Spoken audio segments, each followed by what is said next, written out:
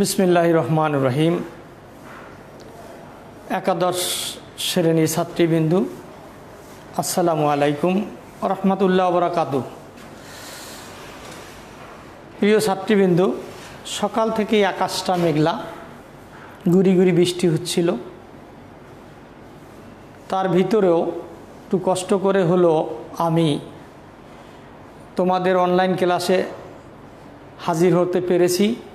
এজন্য মহান রাব্বুল আলামিনের কাছে কৃতজ্ঞতা প্রকাশ করছি, শুকর আদায় করছি, আলহামদুলিল্লাহ। ছাত্রীবৃন্দ, আশা রাখি তোমরা যে যেখানেই আছো ভালো আছো।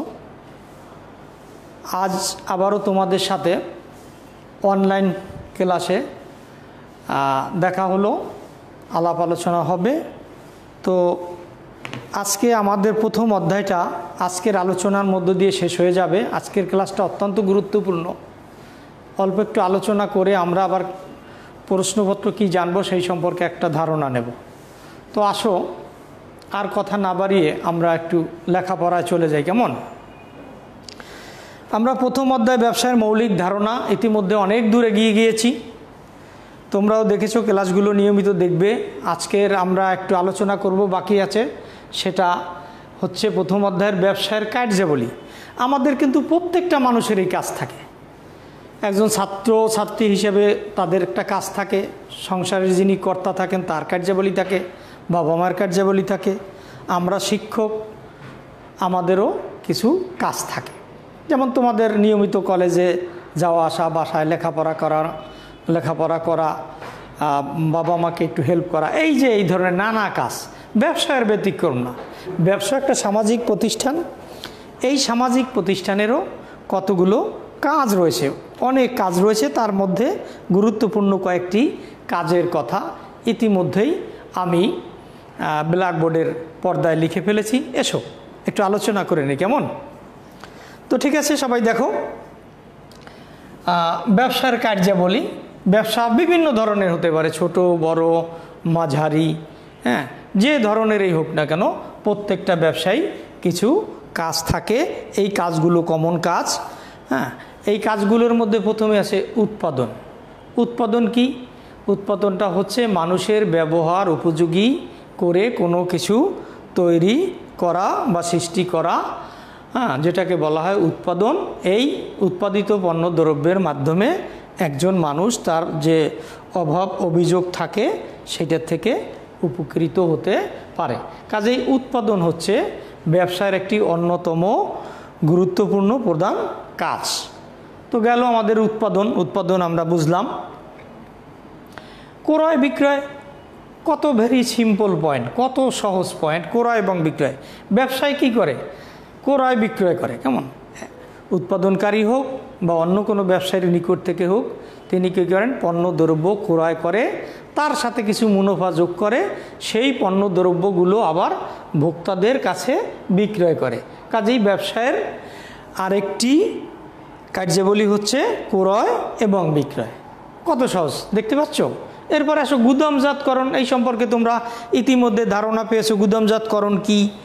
এই প্রশ্ন তো আমাদের জানাই থাকতে হবে। গুদামজাতকরণ, একজন ব্যবসায়ী যদি পণ্যদ্রব্য উৎপাদন করে অথবা ক্রয় করে, এই পণ্যদ্রব্যগুলো সাথে সাথে কিন্তু বিক্রি হয়ে যায় না। এই পণ্যদ্রব্যগুলো তাকে কিছুদিন ধরে রাখতে হয়। এই কিছুদিন যেখানে ধরে রাখে, সে একটা নির্দিষ্ট গুদামে ধরে রাখে, সেটাকেই বলা হয় গুদামজাতকরণ। আর গুদামজাতকরণের ফলে আমরা কিন্তু কি করি? এক সময়ের পণ্য, এক সিজনের পণ্য অন্য সময় বা সারা বছর পেয়ে থাকি। যেমন মনে করো পেঁয়াজ, রসুন, আলু, চাল, ডাল ইত্যাদি যত পণ্য আছে, এই পণ্যগুলো গুদামজাতকরণ করে রাখে, যেটা সারা বছর এখান থেকে সরবরাহ করা হয়। সুতরাং ব্যবসার আর একটা গুরুত্বপূর্ণ কাজ হচ্ছে পণ্যদ্রব্য সংরক্ষণ করে সেটাকে গুদামজাতকরণ করে রাখা। কি আমায় ক্লিয়ার? নেক্সট হচ্ছে বিমা। এটাও সহজ পয়েন্ট। বিমাটা আমরা পড়েছি এর আগেও। বিমাটা কি? প্রত্যেকটা ব্যবসায় কম বেশি ঝুঁকি থাকে, অনিশ্চয়তা থাকে। এই ঝুঁকি থেকে পরিত্রাণের জন্য, ঝুঁকিটাকে হ্রাস করার জন্য বিমা প্রতিষ্ঠানের সাথে একজন ব্যবসায়ী বিমা করে। সুতরাং বিমাও ব্যবসায়ের একটা গুরুত্বপূর্ণ কাজ। এরপর আছে বিজ্ঞাপন। পণ্যদ্রব্য উৎপাদন করলেই চলে না, এই উৎপাদিত পণ্যের গুণাগুণ, তার ব্যবহার, কোথায় পাওয়া যায়, কিভাবে পাওয়া যায়, এই সমস্ত তুলে ধরা হচ্ছে বিজ্ঞাপনের কাজ। কাজেই ব্যবসায়ী পণ্যদ্রব্য উৎপাদন করে সেই পণ্যদ্রব্য বিজ্ঞাপনের মাধ্যমে মানুষকে জানিয়ে দেয়, মানুষকে ক্রয়ের জন্য উদ্বুদ্ধ করে, মানুষের ভিতরে একটা আগ্রহ সৃষ্টি করে। এটা হলো বিজ্ঞাপন। তাহলে বিজ্ঞাপন দেওয়া ব্যবসায়ের আরেকটি কাজ। মৌখিকীকরণ পণ্যদ্রব্যকে আকর্ষণীয় করে তোলে। একজন ব্যবসায়ী পণ্যদ্রব্য বিক্রি করে ক্রেতার ব্যবহারের সুবিধার জন্য সে কী করে, পণ্যদ্রব্য এগুলোকে মৌখিকীকরণ করে দেয়। তোমরা খেয়াল রাখবা, তোমরা যখন কোনো কিছু ক্রয় করতে যাও বা ক্রয় করো, তখন ব্যবসায়ী কী করে, বিক্রেতা কী করে, এই পণ্য দ্রব্যগুলো সুন্দর একটা প্যাকেট করে তোমার হাতে তুলে দেয়। এইটাই কিন্তু মৌখিকীকরণ। কাজেই বিক্রয়ের পরে ব্যবসায়ী কী করে, পণ্যদ্রব্য বিক্রির পরে সেটাকে সুন্দরভাবে মৌখিকীকরণ করে দেয়, যার ফলে ক্রেতা সেটা সহজে ব্যবহার করতে পারে, বহন করতে পারে। আর মৌখিকীকরণটা পণ্যের আকর্ষণও বৃদ্ধি করে। নেক্সট হচ্ছে গবেষণা। গবেষণা সম্পর্কে তোমাদের সাথে কথাবার্তা হয়েছে। গবেষণা কি? মানুষ নিত্য নতুন পণ্যদ্রব্য চায়। একজন ব্যবসায়ী গবেষণার মধ্যে দিয়ে, চিন্তা ভাবনার মধ্য দিয়ে মানুষের উপকারের জন্য নতুন নতুন পণ্যদ্রব্য আবিষ্কার করে, নতুন নতুন পণ্যদ্রব্য তৈরি করে। কাজেই গবেষণাও ব্যবসায়ীর একটা গুরুত্বপূর্ণ কাজ। ওকে, হিসাব রক্ষণ। হিসাব রক্ষণটা কি? প্রত্যেকটা ব্যবসায়ী কিন্তু হিসাব রাখতে হয়। কেন হিসাব রাখে? হিসাব রাখে এই জন্য, একটা নির্দিষ্ট সময়ের পরে একজন ব্যবসায়ী জানতে চায় তার প্রতিষ্ঠানে কত টাকা লাভ হয়েছে বা লোকসান হয়েছে। এখন মনে করো এই লাভ লোকসান জানার জন্য যদি হিসাব না রাখে তাহলে কিন্তু জানতে পারে না। হিসাব রাখলে একজন ব্যবসায়ী একটা নির্দিষ্ট সময়ের পরে সে কী করতে পারে, সে ব্যবসায়ের লাভ লোকসান সম্পর্কে একটা ধারণা নিতে পারে। যদি ব্যবসার লোকসানের দিকে ধাবিত হয় তাহলে পরে সে হিসাবের মাধ্যমেই সেই ব্যবসাটার যথাযথ ব্যবস্থা নিতে পারে।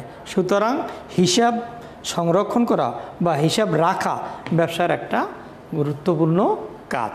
ওকে, নেক্সট হচ্ছে পর্যায়িতকরণ। পর্যায়িতকরণ ভেরি সিম্পল পয়েন্ট। ক্লাসিফিকেশনটা কি? একজন ব্যবসায়ী লক্ষ্য রাখবা যে একজন ব্যবসায়ী, বিশেষ করে পাইকারি ব্যবসায়ী বলো, খুচরা ব্যবসায়ী বলো, যে ধরনের ব্যবসায়ী হোক না কেন, তারা প্রচুর পরিমাণে মালামাল সংগ্রহ করে। এই মালামালগুলো বিক্রয়ের সুবিধার জন্য, এই মালামালগুলোকে বিক্রয়ের সুবিধার জন্য তারা কি করে, ছোট বড় মাঝারি বিভিন্ন সাইজে বিভক্ত করে দেয়। রাস্তাঘাট দিয়ে তখন তোমরা চলাফেরা করো, তখন লক্ষ্য রাখবা, দেখবা কমলা যারা বিক্রি করে বড় সাইজ, মাঝারি সাইজ, ছোট, এইভাবে ভাগ ভাগ করে রাখে। এই যে ভাগ ভাগ করে রাখে, এইটাই হচ্ছে পর্যায়িতকরণ। কাপড়ের দোকান বলো, ফলের দোকান বলো, যে কোনো বই পুস্তকের দোকান বলো, সেখানেও কিন্তু শ্রেণী অনুযায়ী বই পুস্তক তারা ভাগ ভাগ করে রাখে। ফলে ক্রেতারা যখনই পণ্যদ্রব্য ক্রয় করে খুব সহজেই বিক্রেতাও দিতে পারে, ক্রেতাও সহজে পণ্যদ্রব্য পেতে পারে। সুতরাং পর্যায়িতকরণ করাও ব্যবসার আর একটা গুরুত্বপূর্ণ কাজ। নেক্সট হচ্ছে পরিমিতকরণ। পরিমিতকরণটা কি?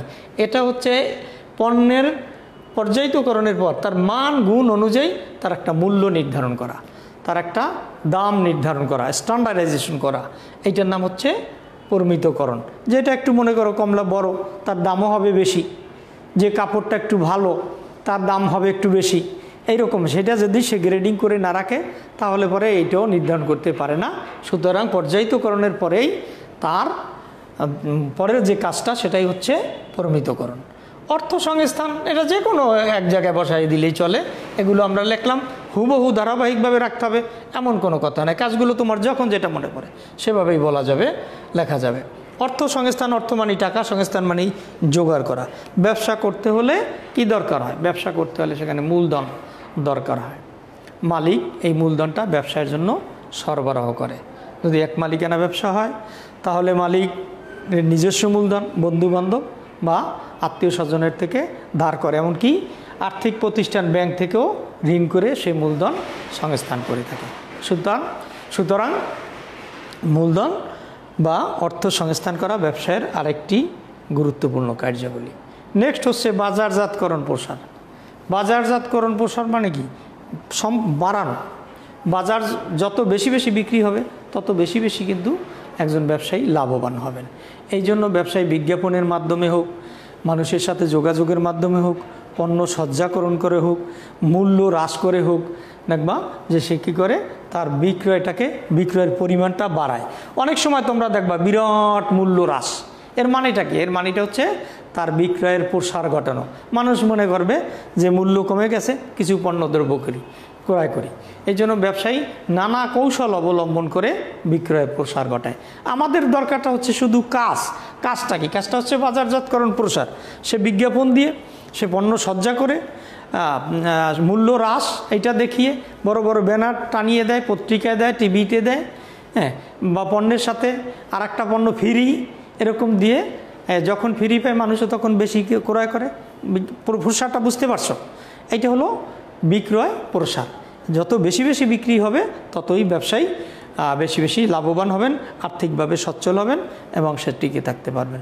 সুতরাং একজন ব্যবসায়ীকে উপরোক্ত কার্যাবলীগুলো যত সুষ্ঠুভাবে সম্পাদন করতে পারবে ততই সে সফলতা অর্জন করতে পারবে।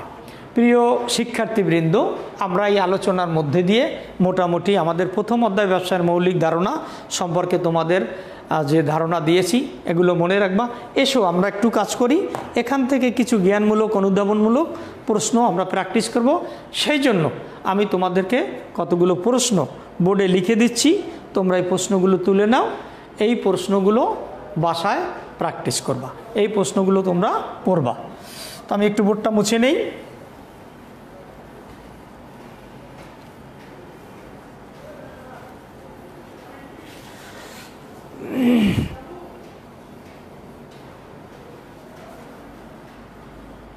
তোমরা খাতা পেন্সিল রেডি রাখো, হ্যাঁ, সবাই খাতা পেন্সিল রেডি রাখো, প্রশ্নগুলো একটু তুলে নাও।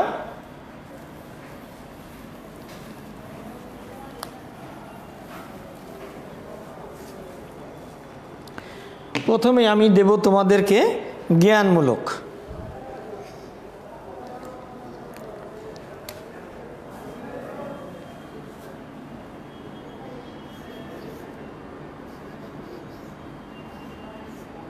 জ্ঞানমূলক এই ছোট্ট ছোট্ট প্রশ্নগুলো 1 নম্বরের উপযোগী।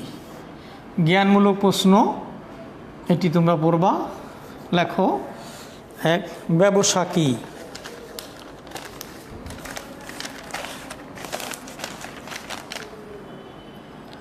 ব্যবসা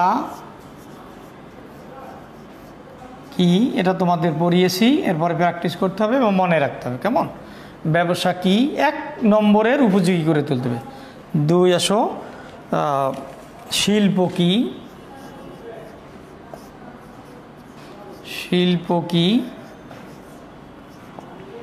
3, প্রজনন শিল্প কি? প্রজনন শিল্প কি? 4, বাণিজ্য কি?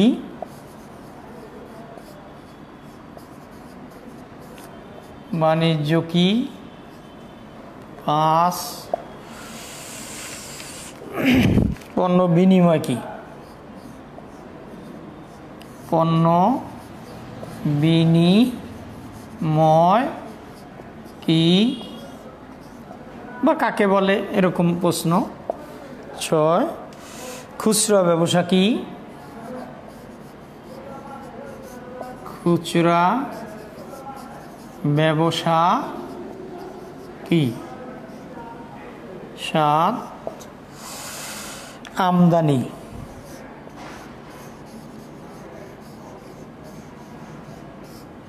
আমদানি কি? 8, পুনঃরপ্তানি কি?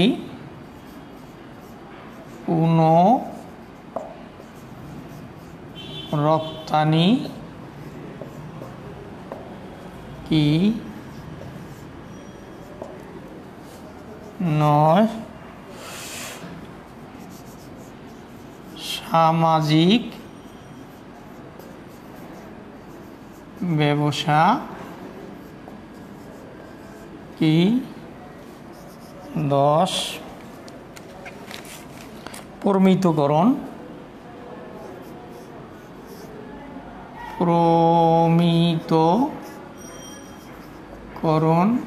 কি 11 ব্যবসায়ের প্রধান উদ্দেশ্য কি? ব্যবসায়ের প্রধান উদ্দেশ্য কি? 12 প্রত্যক্ষ সেবা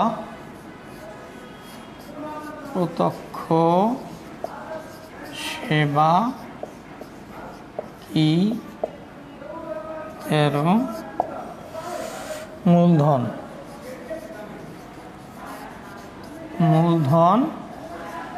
কি?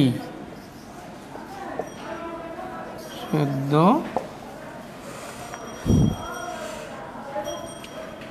6M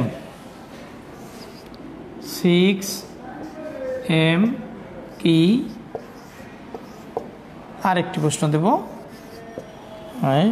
সমুদ্র হতে মাছ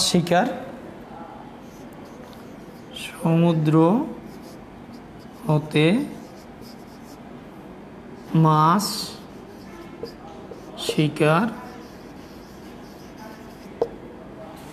কোন শিল্পের অন্তর্গত? কোন শিল্পের অন্তর্ভুক্ত বা অন্তর্গত?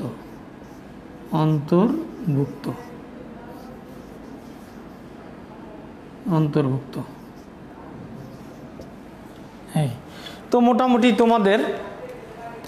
তোমাদেরকে এই যে প্রশ্নগুলো আমি বোর্ডে লিখেছি এগুলো একটু প্র্যাকটিস করবো। ইম্পর্টেন্ট, অত্যন্ত গুরুত্বপূর্ণ এই প্রশ্নগুলো তোমাদের শিখতে হবে বা মনে রাখতে হবে। দেখো, এগুলোর ম্যাক্সিমাম আমরা পড়িয়ে দিয়েছি, তোমাদের কোথাও কোনো রাখি নেই, এগুলো তোমাদের ধারণা দিয়েছি। একটা হচ্ছে ব্যবসা কি, শিল্প কি, প্রজনন শিল্প, বাণিজ্য, পণ্য বিনিময়, খুচরা ব্যবসা কি, আমদানি কি, কেমন, পুনরপ্তানি কি, সামাজিক ব্যবসা কি, পরিমিতকরণে আজকে আলোচনা করলাম, পরিমিতকরণ, পর্যায়িতকরণ, ঠিক এরকম দিতে পারে। পর্যায়িতকরণ কি? ব্যবসার প্রধান উদ্দেশ্য কি? ব্যবসার প্রধান উদ্দেশ্য মুনাফা অর্জন করা। হ্যাঁ, প্রত্যক্ষ সেবা কি? মূলধন কি? তারপরে 6M, এটা তোমাদের আমি লিখে দেখিয়েছি। সমুদ্র হতে মাছ শিকার কোন শিল্পের অন্তর্ভুক্ত? তারপরে আছে গবাদি পশুপালন কোন শিল্পের অন্তর্ভুক্ত? এই সমস্ত বিষয়গুলো তোমাদের একটু মনে রাখতে হবে। এই চ্যাপ্টারের শেষে এগুলো সব প্রশ্নগুলো আমি যা বোর্ডে লিখেছি, এই প্রশ্নগুলো হলো 1 নম্বরের উপযুক্ত। এই প্রশ্নগুলো তোমরা যদি একটু উত্তরগুলো বের করে নাও, হ্যাঁ, তো দেখবা বেশি সময় লাগবে না। আর প্রত্যেকটা সৃজনশীল প্রশ্নের সাথেই কিন্তু ক খ অর্থাৎ এই ধরনের প্রশ্ন থাকবে। এবার আমি একটু অনুধাবনমূলক প্রশ্ন তোমাদেরকে দিয়ে দেই, এগুলো মুছে ফেলি।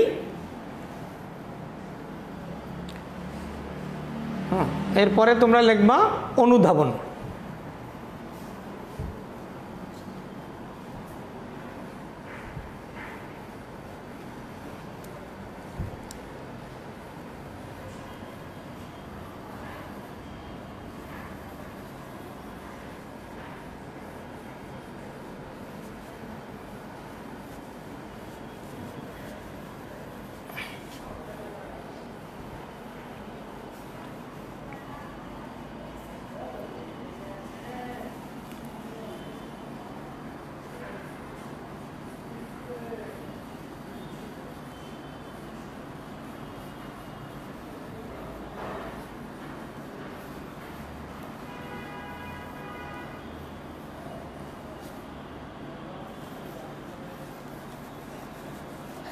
দুই নম্বরের স্ট্যান্ডার্ড তোমরা লিখে নাও, যেটাকে বলা হয় অনুধাবন। এই প্রশ্নগুলোর উত্তর একটু বড় করে লিখতে হয়, 2 নম্বরের স্ট্যান্ডার্ড করে লিখতে হয়।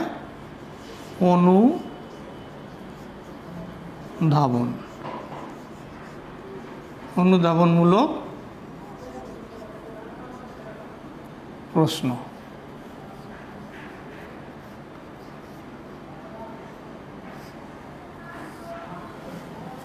অনুধাবনমূলক প্রশ্ন এগুলো তোমরা আবার একটু লেখো। এই প্রশ্নগুলো একটু আগেরটার তুলনায় একটু বড় করতে হবে, তাহলে 2 নম্বর পাওয়া যাবে। লেখো 1 নম্বরে বাণিজ্যের মাধ্যমে, আমি প্রশ্নগুলো লিখে দেই, মাধ্যমে কিভাবে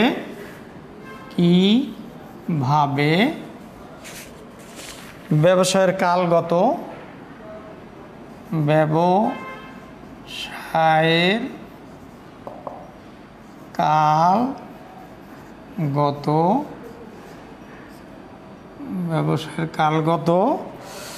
বাধা দূর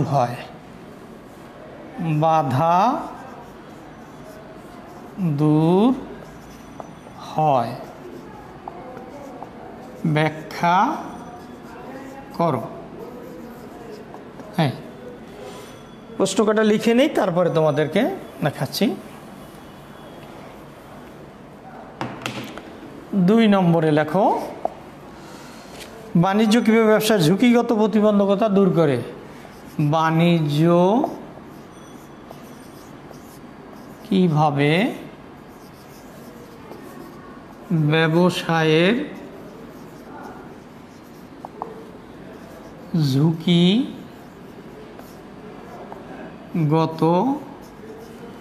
প্রতিবন্ধকতা দূর করে। প্রতিবন্ধকতা দূর করে ব্যাখ্যা করো হতে পারে, নাও হতে পারে, এইভাবে লেখো, 2 নম্বরের স্ট্যান্ডার্ড হয়ে যাবে। তারপরে প্রশ্নটা লেখো, শিল্প বলতে কি বোঝায়। এর আগে আমরা দেখছি শিল্প কি, শুধু লাগবে। এবারে শিল্প বলতে কি বোঝায়, এটা তোমাকে একটু বড় করে লিখতে হবে, 2 নম্বরের স্ট্যান্ডার্ড করে লিখতে হবে। প্রকারভেদ দিতে পারো, শিল্পের এই কয়েকভাবে ভাগ করছে বা এগুলো এই ধরনের শিল্প বিভিন্ন ধরনের আছে, এরকম একটু তুলে ধরতে হবে। তারপরে বাণিজ্য বলতে কী বোঝায়। বাণিজ্য কি আমরা 1 নম্বরের জন্য পড়ি, বাণিজ্য বলতে কি বোঝায়, একটু বড় করে লিখতে হবে। বাণিজ্য বলতে কি বোঝায়, এমন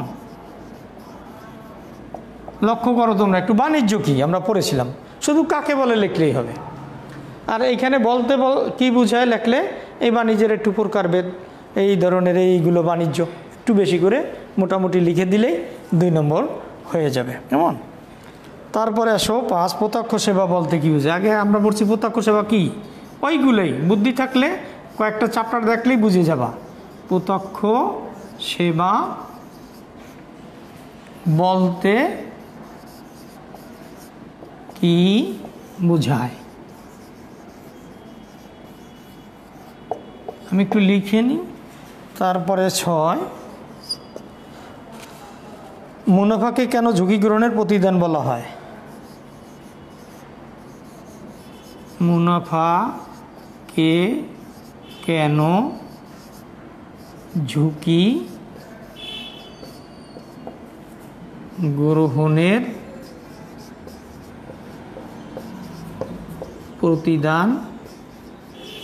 প্রতিদান বলা হয়। একটু লক্ষ্য করো, এখানে প্রত্যেকটাই বাণিজ্য বলতে কী বোঝায়, প্রত্যক্ষ সেবা বলতে কী বোঝায়, হ্যাঁ, বাণিজ্য কীভাবে ব্যবসায়ের ঝুঁকিগত প্রতিবন্ধকতা দূর করা হয়। বাণিজ্য ঝুঁকিগত কীভাবে দূর করা হয়, বীমার মাধ্যমে, তাই না। আর এটা হচ্ছে বাণিজ্য কীভাবে ব্যবসার কালগত বা সময়গত, এটা একই, কালগত এবং সময়গত একই, সেটা হলো গুদামজাতকরণের মাধ্যমে। তুমি প্রথমে লেখলা বাণিজ্যের মাধ্যমে, হ্যাঁ, গুদামজাতকরণের মাধ্যমে ব্যবসার কালগত প্রতিবন্ধকতা দূর করা হয়। আর যদি দেয় কালগত না দিয়ে সময়গত, তো বাণিজ্যের মাধ্যমে ব্যবসায়ের সময়গত প্রতিবন্ধকতা দূর করা হয়। এই যে গুদামজাতকরণ, এই গুদামজাতকরণের একটু ব্যাখ্যা দিলেই মোটামুটি তোমাদের হয়ে যাবে। এইভাবে আর কিছুই না, অর্থাৎ আমরা গুদামজাতকরণ কি এটা না পড়ি, এইখানে পড়ি, এখান থেকে কিন্তু আমাদের জ্ঞানমূলক হয়ে যায়।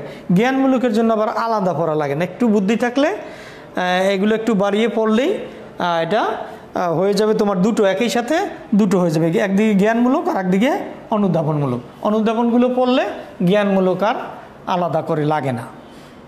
আর দুই একটা পয়েন্ট আমরা লিখি।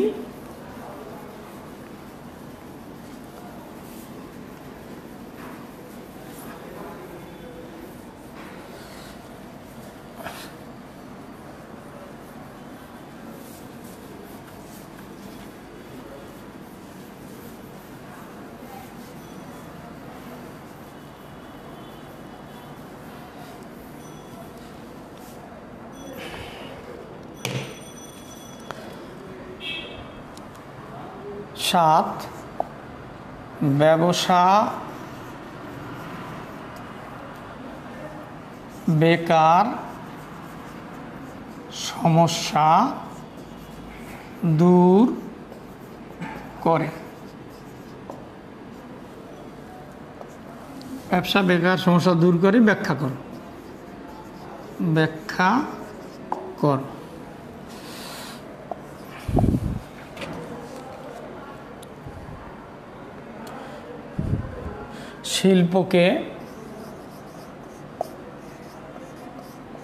শিল্পকে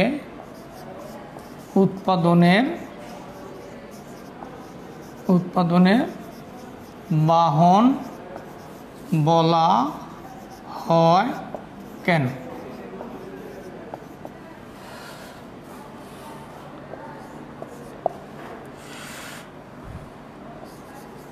বাংলাদেশে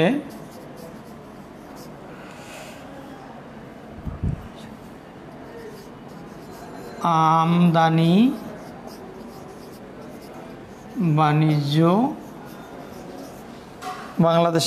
বাণিজ্য কেন গুরুত্বপূর্ণ? কেন গুরুত্বপূর্ণ? হ্যাঁ, তোমাদেরকে দেখিয়ে দিলাম প্রশ্ন। প্রিয় শিক্ষার্থীবৃন্দ, আমরা প্রথম অধ্যায়ের একেবারে শেষ প্রান্তে পৌঁছে গেছি, অর্থাৎ আমাদের এই আলোচনার মধ্যে দিয়ে হয়ে গেছে। এরপরে সৃজনশীল প্রশ্ন কিছু প্র্যাকটিস করাইতে পারলে ভালো হতো। তো আমার হাতে আর সময় নেই, আমরা একেবারেই শেষের দিকে চলে আসছি। ইতিমধ্যে তোমাদের অন্য গ্রুপেরও স্যার এসে পৌঁছে গেছেন, আমাকে ক্লাসটা এখানেই শেষ করতে হবে। আবার তোমাদের সাথে দেখা হবে। সে পর্যন্ত তোমরা ভালো থাকো, সুস্থ থাকো এবং নিয়মিত পড়াশোনা করো। যে প্রশ্নগুলো দিলাম এগুলো বাসায় প্র্যাকটিস করবে। সবাইকে ধন্যবাদ।